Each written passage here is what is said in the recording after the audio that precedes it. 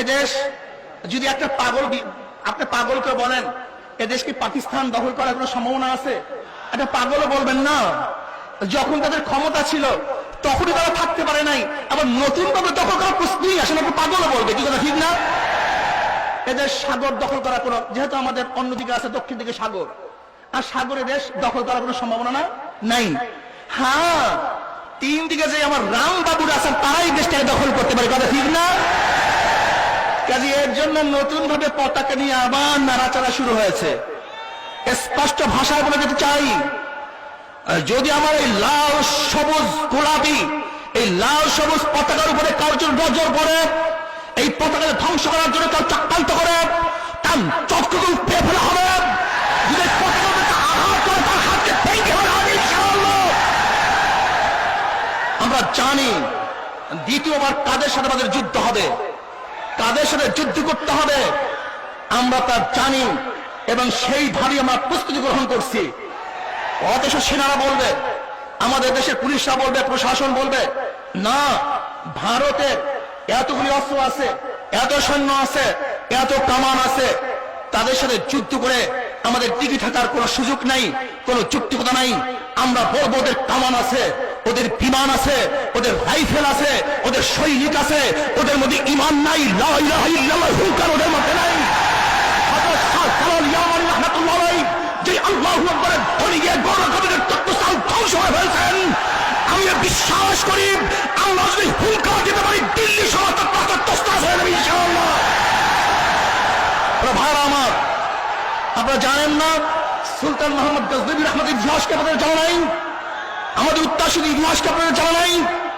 আপনারা জানেন না মোহাম্মদ বিন কাসিম ইতিহাস?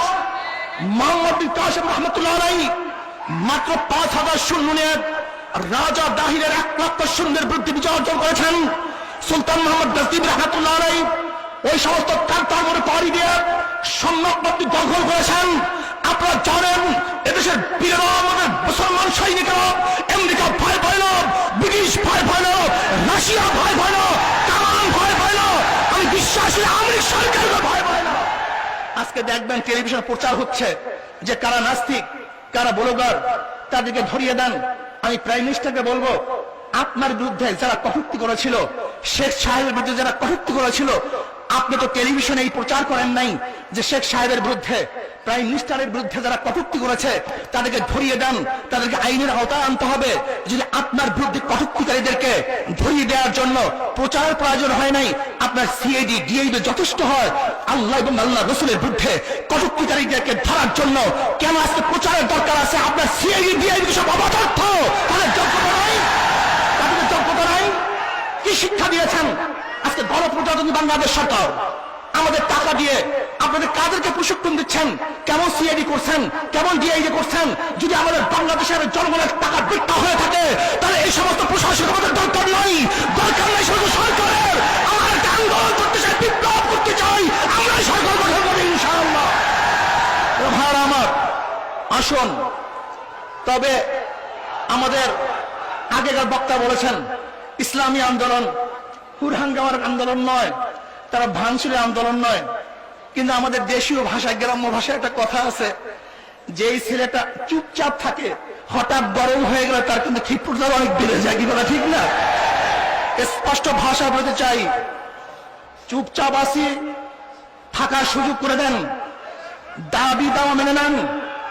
না আপনারা জানেন وقال رسول الله صلى الله عليه وسلم والذي نفسي بيده لوددت أن أقتل في سبيل الله ثم أحيا ثم أقتل ثم أحيا ثم أقتل ثم أحيا ثم أقتل। আপনারা জানেন আজকে যদি ওই একজন ব্যক্তিকে কেন্দ্র করে মানুষ জীবন দিতে পারে, রক্ত দিতে পারে, তাহলে ইসলামকে রক্ষা করার জন্য, এই দেশকে রক্ষা করার জন্য, মানুষের অধিকারকে বাস্তবায়ন করার জন্য, আমার গরিব মেরুত মানুষের অধিকারকে বাস্তবায়ন করার জন্য, আমার মা বোনের ইজ্জতকে রক্ষা করার জন্য, এদেশের মসজিদ মাদ্রাসাকে রক্ষা করার জন্য আমরা জীবন দেব, রক্ত দেব, শহীদ হব, ঘরে ফিরব না ইনশাআল্লাহ। আজ আসুন, আমাদের উপরে যেই কর্মসূচি দেওয়া হবে সেই কর্মসূচি যথাযথ আমরা পালন করব। আল্লাহ পাক আমাকে, আমাদের সবাইকে ইসলামী আন্দোলনের কর্মসূচিকে বাস্তব